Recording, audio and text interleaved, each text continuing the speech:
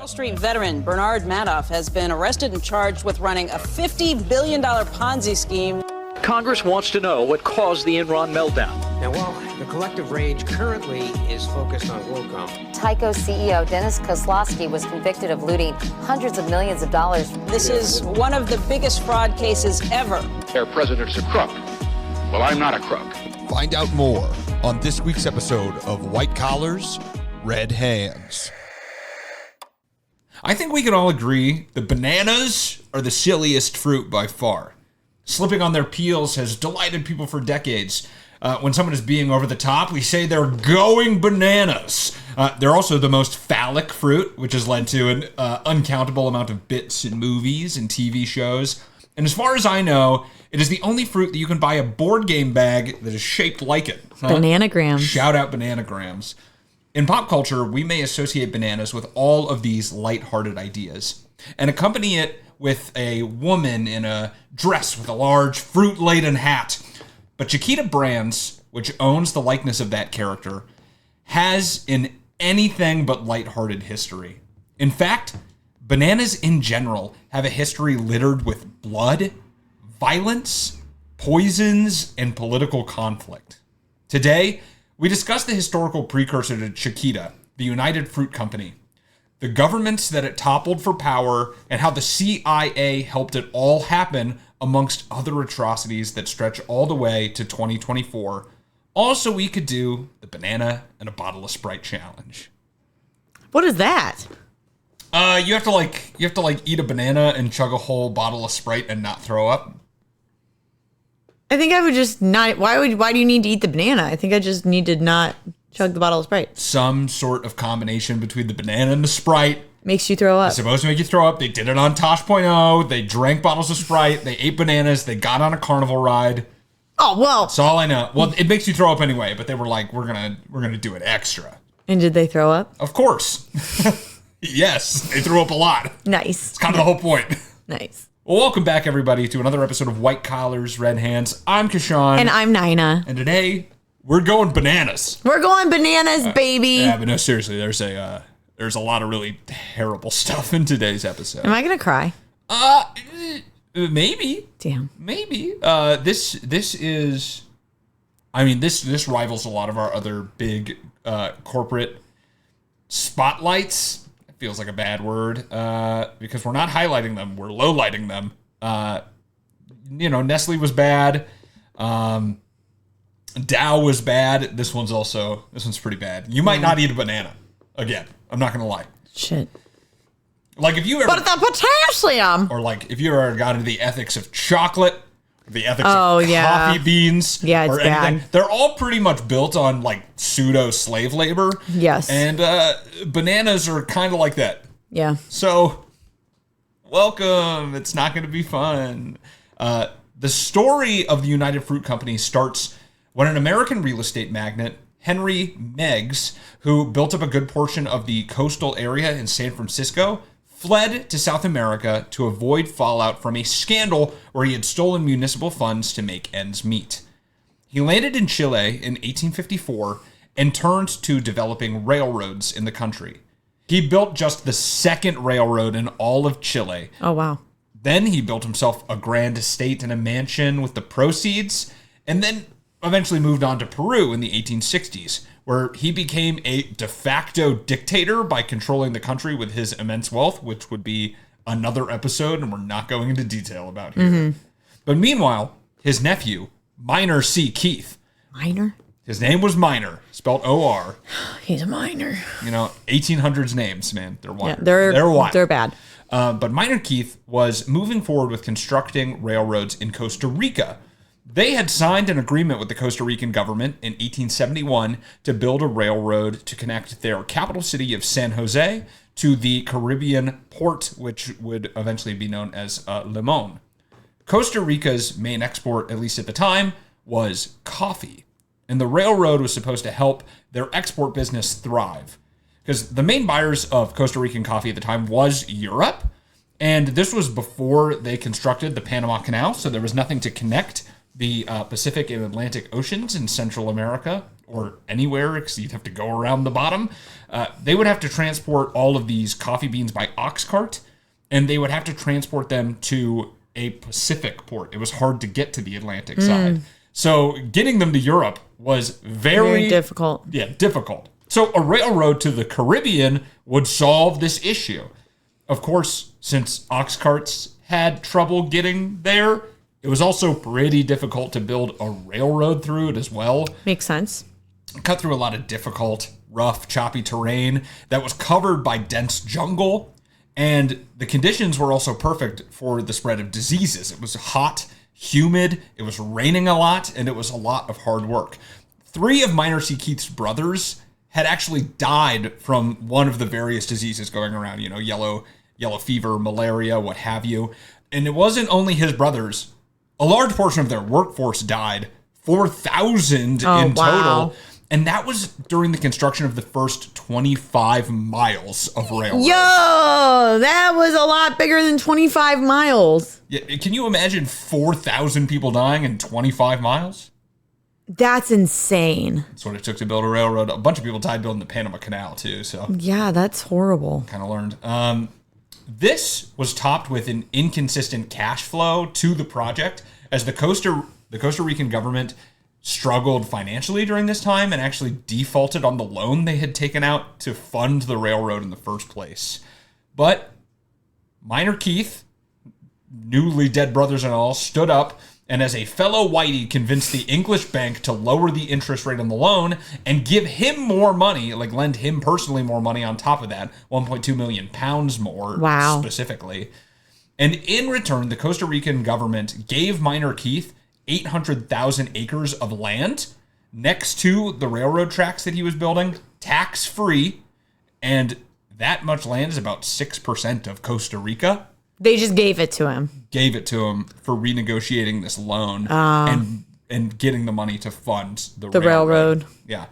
And they also gave him a 99-year lease on the the use of the railroad tracks themselves.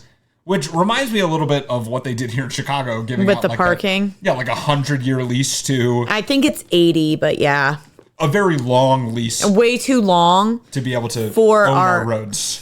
Yeah, which is now owned by Qatar. So yeah, Qatar owns the Chicago streets. Yeah, look that one up. Crazy story. Yeah. So, what a monopoly, right? On this railroad. With all of this corner on the market, you figure he had to be square with business, right? Good one. Thank you. I was proud of that one. But he was not. Minor Keith was in a lot of debt from the project, and the freight and commuter business from the railroad he built was just not very lucrative. Luckily for him, though, he'd been playing around with growing bananas on the land that was given to him by the Costa Rican government. And at first, this was to feed his workers. He's like, you're fine with just bananas, right? Like, that's all you need is bananas. Dude, they were fine with anything. They were fine with not starving, probably around this time. Also, because all of his workers died, he then filled his workers with. He had to import workers from like other countries to do the work, because they were like, man, who cares if all these foreigners die? Because that's how railroads were built. Yeah. Not only in South America, by the way. Oh no, in America right too. Here in America. Yes. And bananas, though, they really like to grow in this tropical climate, so it was booming.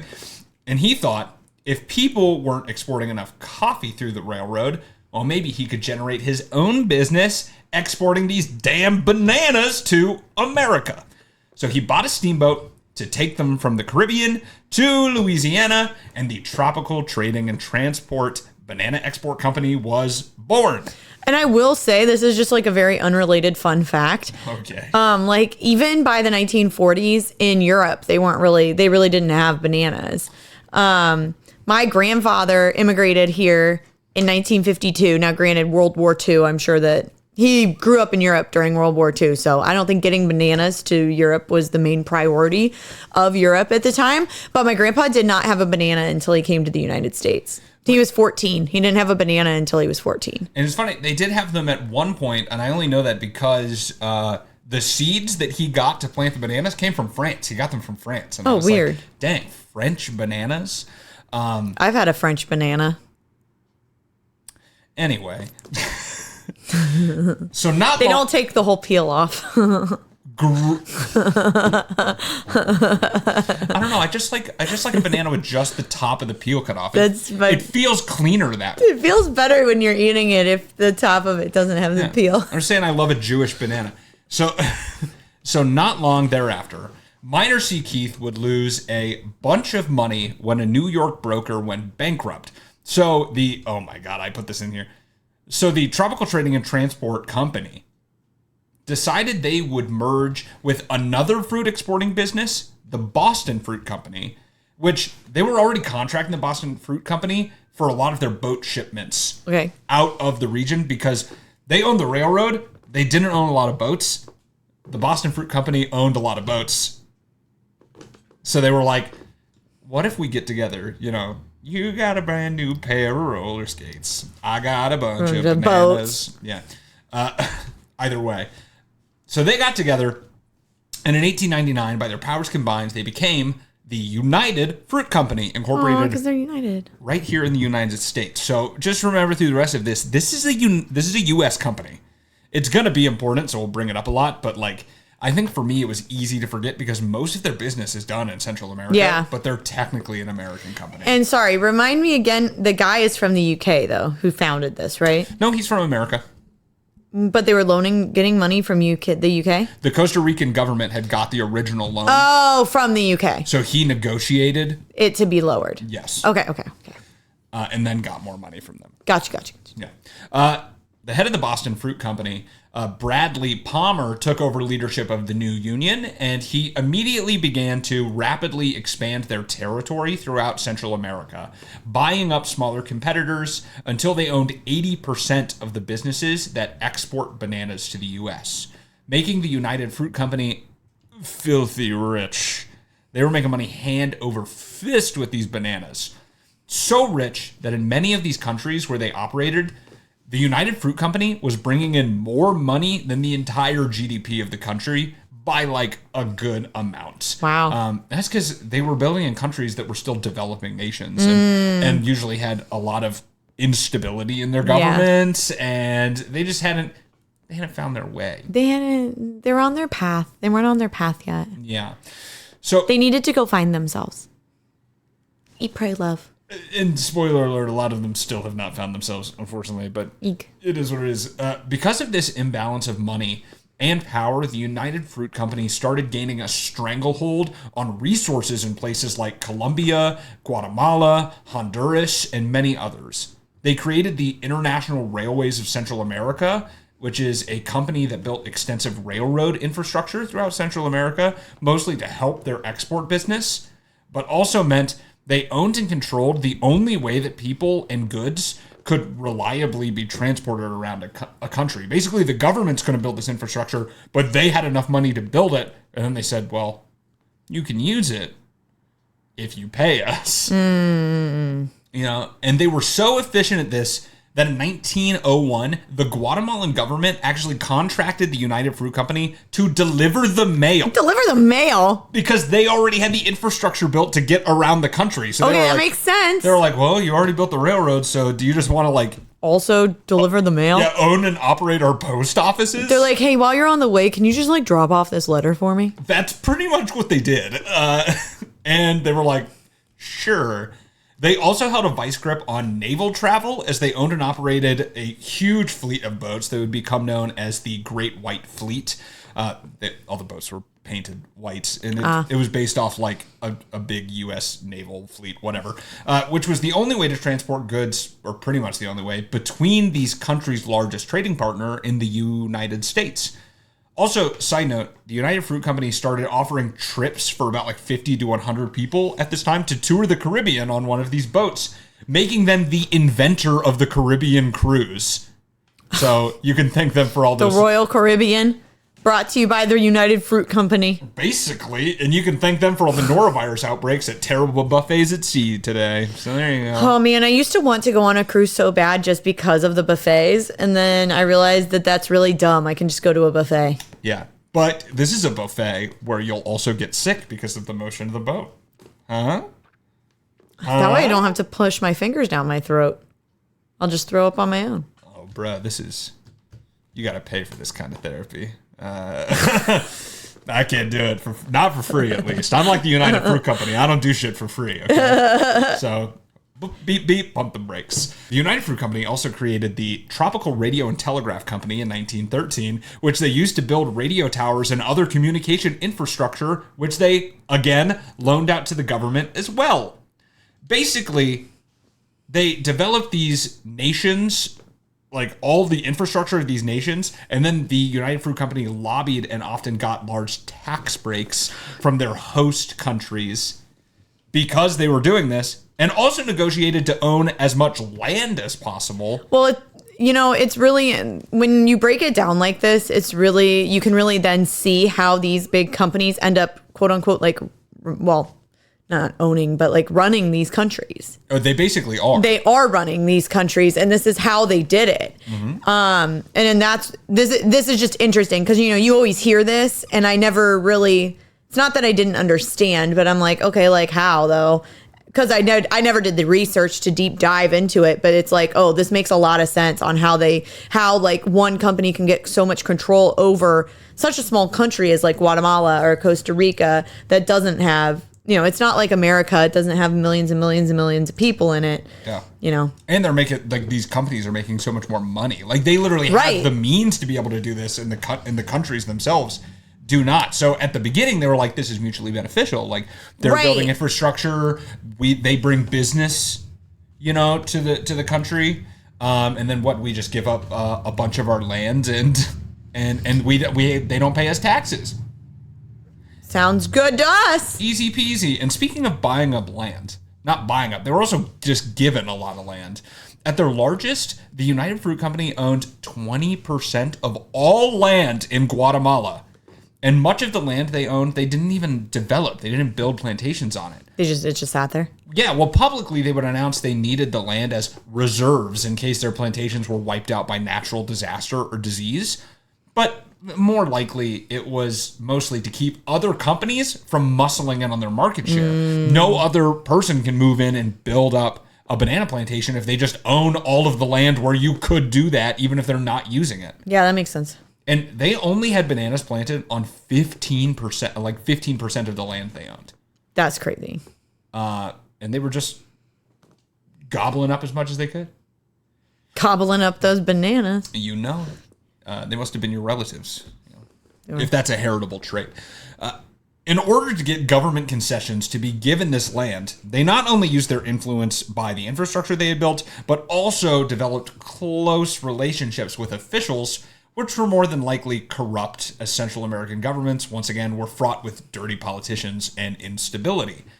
They greased pocketbooks to make sure that what was good for bananas was good for politicians. And simultaneously, while they're doing this, while they're making the richest people in the country richer and more corrupt, they're also treating the common people who actually do all the work on the plantations like absolute garbage. Oh, well, why would they treat them like normal people? Well, but I mean, who will help enforce worker rights when your government is basically bought by your employer? Yeah. The United Fruit Company had their toes dipped in every part of the country's operations, which led to their local nickname in these countries being El Pulpo, or the octopus, because they had a tentacle in every part of your life. And your life was not a good one. If you worked for them, I mean, and they were obviously the biggest employer by far, so you likely did work for them. And just your average Jorge working for the United Fruit Company would likely not have enough money to afford his own place to live. So the United Fruit Company would provide them housing. And while sometimes it might have been okay, the camps which they would usually have workers live in would likely not have running water or medical care. You weren't allowed to leave, or else they would just hire someone to take your place. You were very expendable. Mm-hmm. And if you got, like, let's say you got sick or you got hurt, if you took time off because you were sick, you weren't paid. If you left to go into town to see a doctor, you were like, okay, you abandoned your post and you would be replaced. Wow. There was no compensation for you if you got hurt or died. They would not support your family if you died while working. which did happen. Oh, it probably happened all the time. So it's not great. On top of that, you would be working a 7-day work week, which is weird to say because that's all the days. That's every day. That is every day. And you could work up to 20 hours per day. And to top all of that off, which is already bad, they weren't even going to pay you real money. They paid workers in company coupons, which could only be spent at stores and other businesses owned by the United Fruit Company. So they basically didn't pay you because every cent of your wage was guaranteed to make its way back to the employer by design. And even then, they still only handed out like 100 pesos worth of this to a worker a month.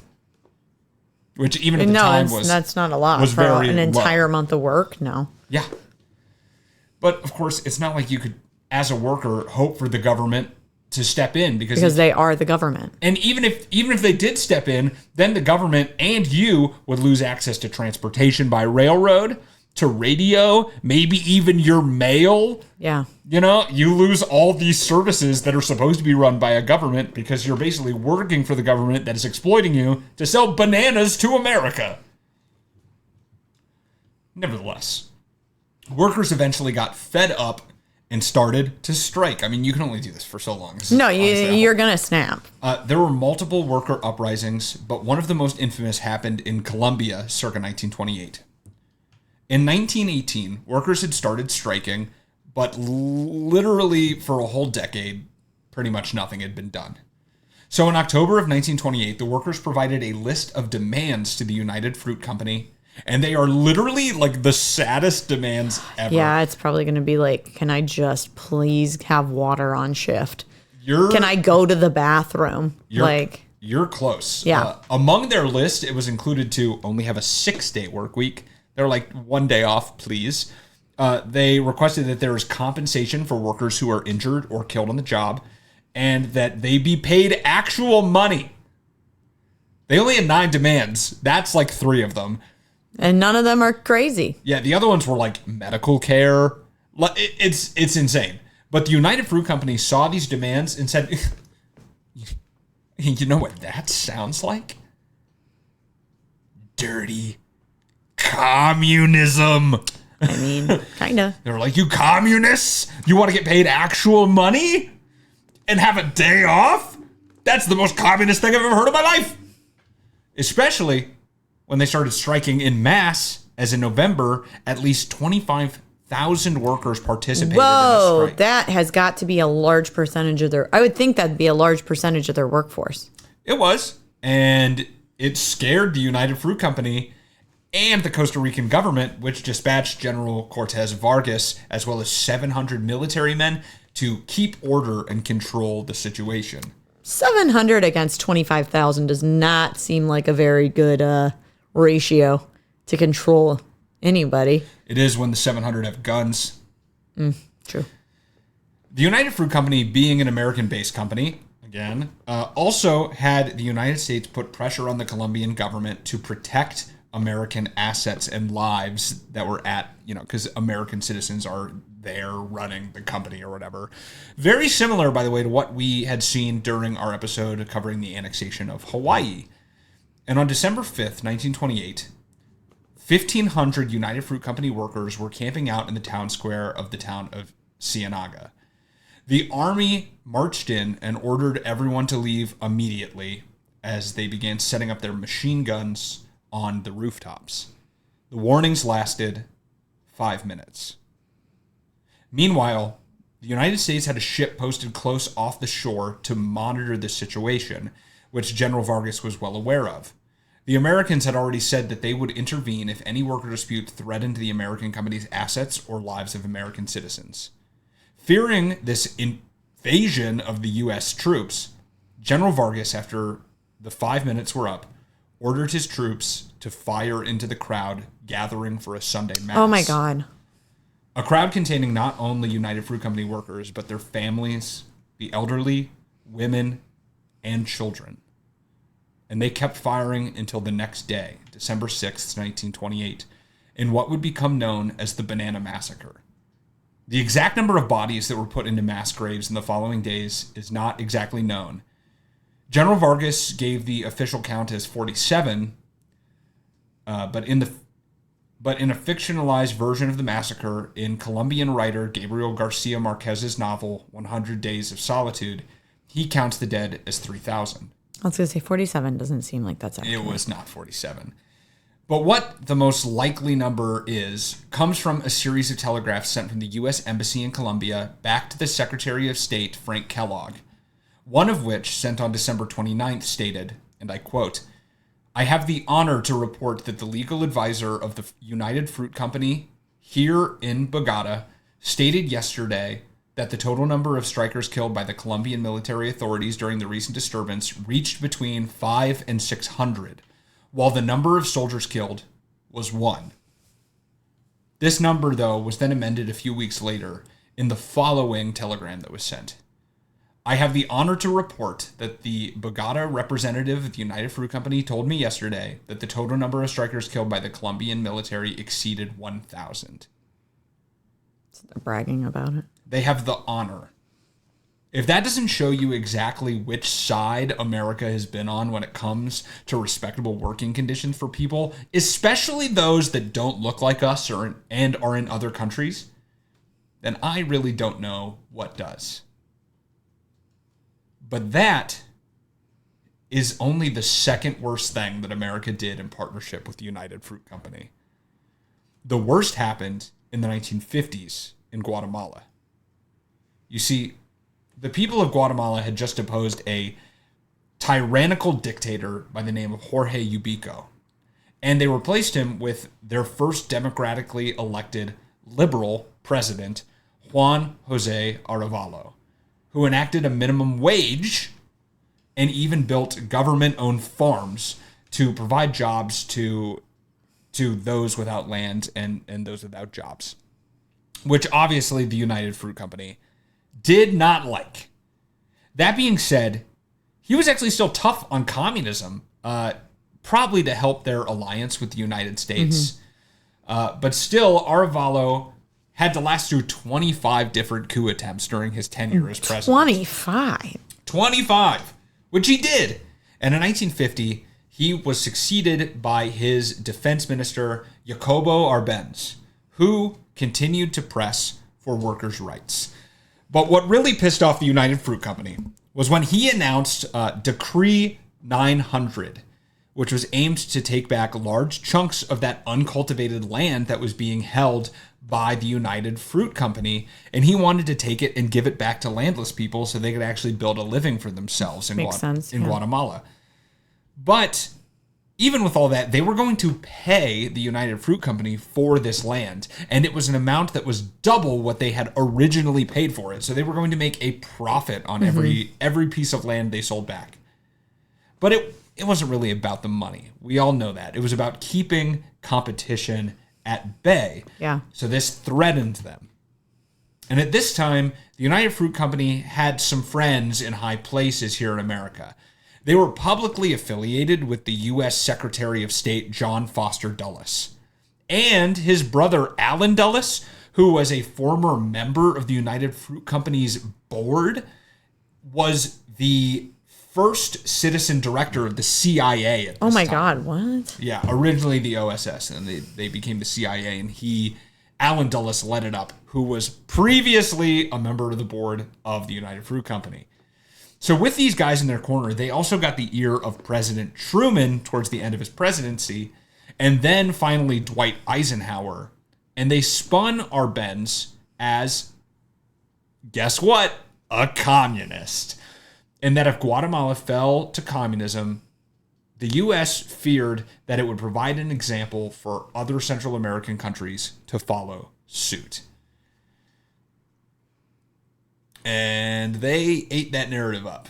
Oh, yeah. I mean, that's not shocking at all. We've been so afraid of communism in this country when there was actually not a threat, or it wasn't any of our business if someone else was communist. Also, like, they were just holding land and not doing anything with it. It's obviously very detrimental to this country to keep doing that. Right, exactly. They were paying you for it. They are kind of like seizing it, but they're paying you for it. and they're paying you a profit, and you're not using it. You're literally not using it. They were also, they were also upset about the minimum wage and that you had to like pay them more and that you had to give them benefits. Oh, treat them like humans, yeah. Yeah, so they were like, ugh, we have to treat our workers like people. That's communist. And this sparked the U.S. to start the covert Operation PB Success, which aimed to back a coup of the Guatemalan government and replace it with someone more amenable to crimes against humanity. And they had just the guy. This dude, Castillo Armas, had already been exiled from Guatemala for attempting a coup, and he had some fighters with him already. So they were like, hey, awesome. This guy wants to take over the government. He's got some people. So the CIA worked with Castillo to plan the coup. They gave him $250,000 and provided him with weapons and trained his soldiers. They set up U.S.-backed training facilities in Nicaragua and Honduras where they trained at least like 1,500 soldiers to back Castillo in his coup. They also gave him some planes and some bombs, which would later be used to bomb Guatemala City. Perfect. But they didn't have enough people to take on an entire army, or the entire army of Guatemala, so the U.S. had to employ some psychological warfare as well. They launched a years-long disinformation campaign leading up to the coup that involved flying and dropping pamphlets in Guatemala, urging citizens to fight against the Arbenz communist regime. They sent death threats to political leaders on Arbenz's side, and they did it like also super over the top. This time in the CIA, they were fucking crazy. Also, this is about MK Ultra period where they're like, mixing LSD into mashed potatoes at work events. Feeding them to people to see what would happen. Yeah. There's a lot of crazy stuff going on. And in order to send death threats to these politicians, they would like send them little small wooden coffins or like nooses. Oh. And I'm like, just send a letter, bro. Like, it doesn't have to be that ominous. It's just as scary to send a letter being like, we're going to fucking kill you as it is to just like open up your mailbox. Well, then they would have to find someone who knows Spanish and like. Well, they already know the people who are delivering the mail, so you think it'd be easy. Yeah, true. Well, I guess that's how they got the coffins to him too. Yeah. Just a tiny coffin. Okay. I'm not gonna lie, that'd be kind of cool. If I opened my mail, there was just like a tiny replica of a coffin, I'd be like, that's dope. I'd be like, oh. This is going on my mantelpiece for sure, But yeah, I guess it's worse when you're being feared that you're going to be assassinated. Yeah. They also had a list of like assassination targets, which it's still very unclear if they ever assassinated them, because when these documents were declassified, so this is all very true and very proven. But they still redacted the list of the assassination targets. So well, that means they definitely did. They said they didn't. Oh, well, if they said they didn't, they probably didn't. Yeah, I'm sure that you can believe them. No, I'm sure they're living great lives. Actually, the senator just went to live on a farm. Oh, well, he's he's living his best life. Oh, he's fine. The U.S. also enacted a naval blockade of Guatemala, searching all ships going into and out of Guatemalan ports, which I guess was also against international law, but they were searching like English and French ships coming in, which was against international law, but they looked the other way because they wanted America to look the other way with some of the stuff they were doing. Very quid pro quo stuff. They also even set up a fake radio station, and this radio station named La Voz de la Liberación, or The Voice of Liberation, was an act of theater where hosts that were supposedly deep in the jungles of Guatemala were acting against the communist tyranny of the government by putting out this radio broadcast. They were actually just in Miami. And they actually had to do like a bunch of crazy stuff, like record it in Miami and then like smuggle it into Guatemala so that they could broadcast play it on the radio station. Yeah. So you could never trust the media. This is what I'm learning. This whole operation cost America like $7 million.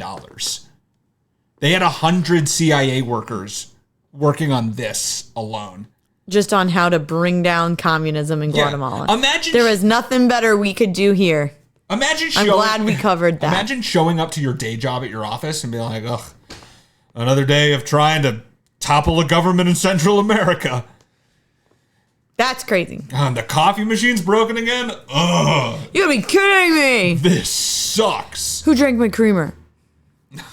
And this radio station, they broadcast news constantly that large rebel troops were marching to the capital, which demoralized the Guatemalan army. They believed that it was coming, which is good because Castillo led the attack finally with only 480 men when they first started marching from Honduras into Guatemala, and only won a single military victory the whole time they were fighting. They were beat back most of the time. Before the Guatemalan army decided that they would just rather be on the winning side. They were like, no, America's backing them. They'll get us eventually. I mean, they had a point. I mean, I'm not agreeing with them. I'm just, they just sucks. Yeah, it sucks. So they finally convinced Arbenz to resign on June 27th, 1954. And after a brief time, maybe about a month, where they cycled through other people stepping up. First someone from Arbenz's campaign was I'll take his place and we'll continue the fight against them. And then someone else took over. Finally, they elected Castillo Armas as president. Of course, after he banned all other parties and ran unopposed and received 99% of the vote. But hey, he was elected. He was elected like Vladimir Putin was elected all of these times. Or just like Kim Jong-un is elected. Exactly. Armas then went on to round up and execute 2,000 to 5,000 people who were deemed to be communist sympathizers of the previous Arbenz government. I don't have anything to say to that. It's a lot of people. And it's a lot of people. This also kicked off decades of rule by dictators who were backed by the U.S. government. And U.S.-backed dictators ruled Guatemala till 1996. For bananas. And these dictators also committed numerous atrocities and evil things. Yeah. Including, just to mention one, the Guatemalan Mayan genocide, which is also known as the Silent Holocaust, where they killed 150,000 Mayans, targeted genocide. For no reason? There were reasons, but I'm not going to get into it. It's a whole nother thing. Yeah. Just take my word, they did a lot of bad shit, It also kicked off a very anti-American sentiment from Central American countries because they all kind of knew. It was kind of above board. I mean, they put the blockade. They knew it was America. And they knew which side they were on. And it still persists to this day in a lot of these countries. And I kind of agree. This is part of the reason that Cuba doesn't like us. Yeah. Because who was at the bombing of Guatemala City? I'm pretty sure that's where it was. Fidel Castro? Che Guevara. Pretty bad.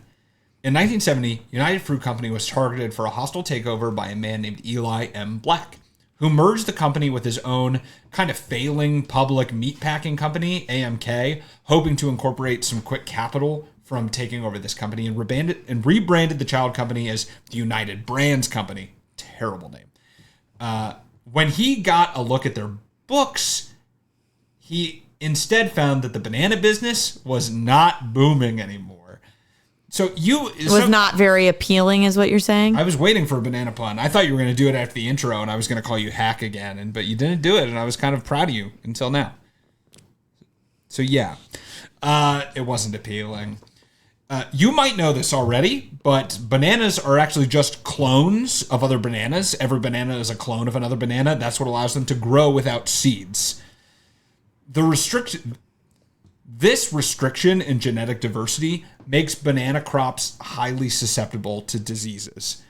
In fact, the bananas largely available today, which are Cavendish bananas, those were not the most popular banana in the world, at least until the 1950s.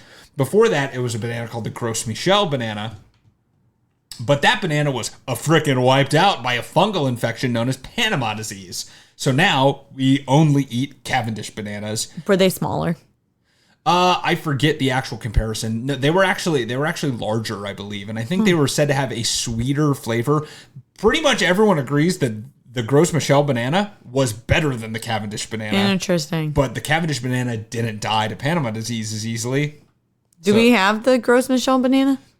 they do still make them in very small areas. Batches. They're very hard to get, and they're very expensive. But you can get them if you want. There's actually a bunch of kinds of bananas. It's just that the Cavendish bananas Is the popular. That's what they grow in Central America, so that's the ones we see. We see, okay.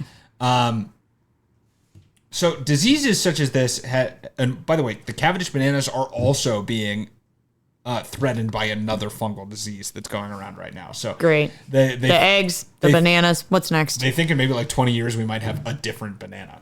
Interesting. So diseases such as this had wiped out a lot of the profit from the United Fruit Company, and they had also taken on a lot of debt because of this. So it really wasn't the cash cow that Black was looking for when he did the hostile takeover. Then, in 1974, a lot of their Honduran plantations were wiped out by the, unfortunately, very benign-sounding Hurricane Fifi. Not Hurricane Fifi. If you're naming a hurricane that's going to devastate a country and kill multiple people, you cannot name it Fifi. No, you cannot. Just Don't do that. scientists, whoever chooses the names for hurricanes, don't do that. Name it something scary, please. I can't get killed by Hurricane Fifi. No, I absolutely cannot. That would be a mar on my legacy. So this led Black to try and bribe the Honduran president with $1.25 million to completely exempt them from taxes. And he had also guaranteed another $1.25 million later if he granted it. So Black must have been really worried about the lack of money or about, this bribe being discovered and him being put in jail, because on February 3rd, 1975, he walked into his office on the 44th floor of the New York City Pan Am building, broke the window with his briefcase, and leapt to his death on the street below. I feel like there was such an easier way to do that. It was dramatic, at least. That is so dramatic. Broke the window with his suitcase. What was it built out of? Briefcase, sorry. Briefcase. I don't know, like wood and leather, what briefcases are normally built That out had to of. be hard to break the window with that. He had the strength of a dying, of Did a they soon-to-be not dead double man. pane that window? That's crazy. I mean, it's the 70s, so probably not. Probably not. You probably just jump through a window and just whatever. That is such a long fall. 44 stories. Probably the 80s when a bunch of people, after the 80s when the crash happened, they were like double pane windows on businesses. Yeah. So following Black's suicide, United Brands was bought by a financial group and renamed Chiquita Brands International, a name that they have been using, or a name that they had been using specifically for their bananas. The Chiquita banana brand existed already. Mm-hmm. They've been using that since 1944. And that woman with the fruit hat used to just be a banana woman with a fruit hat, but it was like an anthropomorphic banana woman with a fruit hat. And That's weird. They were like, let's just make her a woman. Yeah. So they've been using that since 1944, and since they became Chiquita Brands International, they did a lot of work trying to distance themselves from their bloody past. They also bought A&W restaurants at one point. That's random. So just crazy. See how well those are doing. I don't think they make them anymore, which is great because, God, I love A&W root beer. So good. Best root beer. I like Barks myself, but It's so vanilla-y in A&W. Anyways, this interesting. You guys like, should we do a root beer? No, I'm joking. we have a root beer podcast. Oh my God, that's the worst. In June of last year, Chiquita was found liable for financing a group called the United Self-Defense Forces of Colombia, or AUC for short. This is, or was, they disbanded in 2006. This was a Colombian paramilitary group that was actually deemed a terrorist organization by the United States in 2001. Yeah, the AUC had a long-standing history of drug trafficking and extortion and have killed numerous civilians in Colombia. They're basically a cartel. An investigation proved that Chiquita had paid at least $1.7 million to the terrorist organization between 1997 and 2004 for what they deemed security services. And they claimed to not know what their other things were, that they just provided security for their plantations. But it was later revealed that they were actually paid for intimidation tactics to keep their still very exploited workers in line. You're going to go talk to the government or sue us or something, then we're going to send the AUC to your door. Yeah, think about it again. Yeah. Internal. Let me get you a coffin sent to your door. Yeah, or a noose. Something really over the top. Internal memos even showed that although the government had deemed them a terrorist organization and Chiquita Brands International's internal legal team advised them to stop making these payments, that higher-ups at Chiquita declined and willfully still paid the terrorist organization to keep a hold of their most profitable area in Colombia. They just don't really care about anybody. It's actually crazy. Nope. And the class action lawsuit brought against them by families of victims was settled when Chiquita Brands agreed to plead guilty to one count of doing business with a terrorist organization and also agreed to pay a $25 million fine. Which is nothing to them. No. But also part of this plea agreement was that they were allowed to keep all the top executives that were actually involved in the payments anonymous. So we still don't know. We don't know who they were. We don't know who they were. How can you sleep at night after doing shit like that? That's what's crazy, is how do all these people sleep at night knowing what they're doing? They're rich, man. I don't know. They don't care. I don't know. It's crazy. They're off drinking Dom Perignon or some shit in a limo. So that is where I'm ending it today. But just so you know, this rabbit hole goes deep. American short story author William Sidney Porter, writing under the name O. Henry, coined the term Banana Republic around the United Fruit Company, but has grown to represent any unstable country reliant on the export of natural resources, and therefore usually a company for their survival. This is where the country becomes and is operated as if it was a private commercial enterprise, exploiting its workers for the profits of this one or a few exports that they sell to other countries. But the United Fruit Company wasn't even the only banana republic focused on bananas. The Standard Fruit Company, which was previously the Vaccaro Brothers Company, and later became Dole, also from the annexation of Hawaii episode. There's a lot of parallels. Yeah, a lot. A lot of fruit companies have taken over sovereign nations. It's really crazy. But Dole was another that held land in Central America, along with countless others. There's the Coyamel Fruit Company. There were many. But you just hear about the United Fruit Company the most because they were the biggest and maybe you could argue the worst. Today also wasn't an extensive list of the awful things that United Fruit Company has done. And there's actually a whole nother terrible story, more recent, involving the knowing use of a pesticide or a fungicide, whatever, that is causing men to be sterile. They knew it was causing men to be sterile, and also is causing many children to be born with birth defects. Is that happening right now? I think they might still be using it, yeah. And that's even worse because it's making the men sterile, and literally, like, in response, like, someone recorded an American senator being like, well, good, they need birth control down there. Yeah. It was basically, I mean, we're here. I'll give you the brief. We're at the end, so I can throw it in. Basically, it was a fungicide that it was being manufactured by the Dow Chemical Company.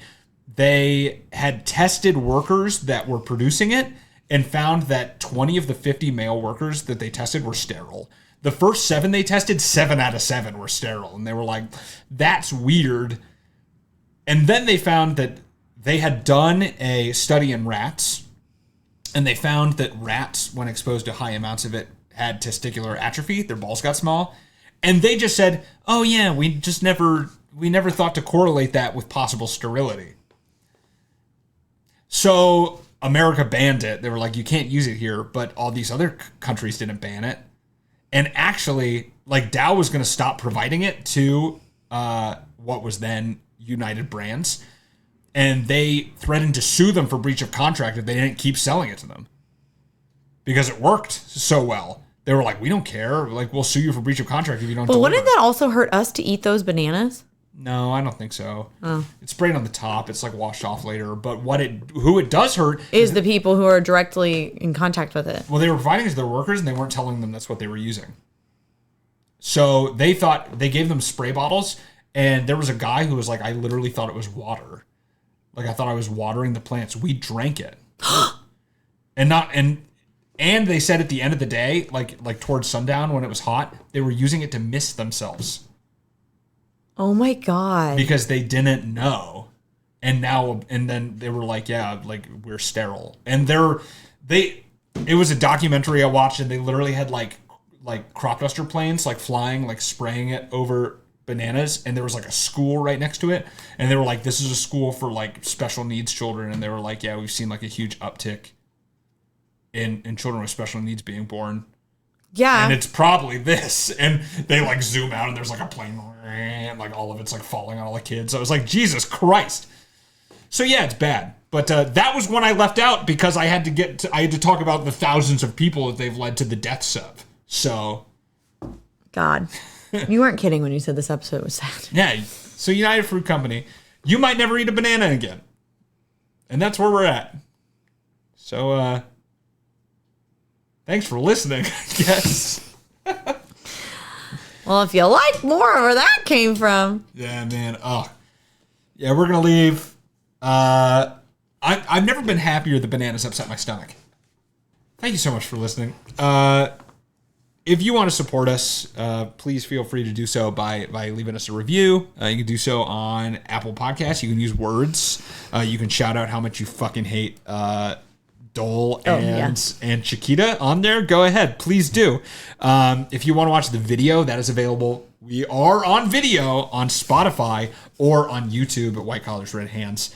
If you want to watch shorter videos because your brain is burnt out by the internet like mine is, we also are on TikTok at White Collars Red Hands.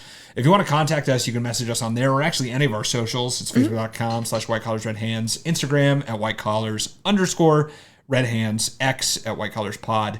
You can support us by buying some merch if you want a hat or a shirt or something that has our logo on it. You can rep.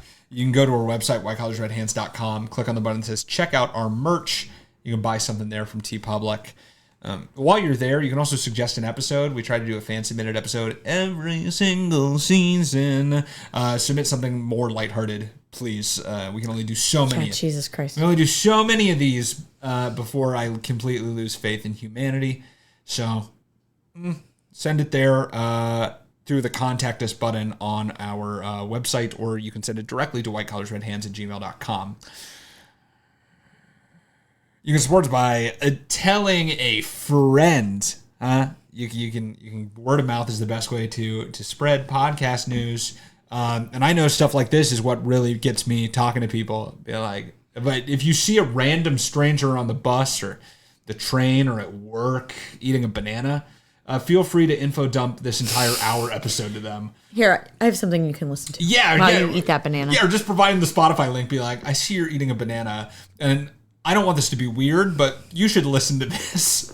That'll go over well. Yeah, try it. For sure. You should. I think you should. Is that everything? I think so. All right. Well, thank you guys for listening. And we'll see you next week on another episode, the season finale of White Collars. Red Hands.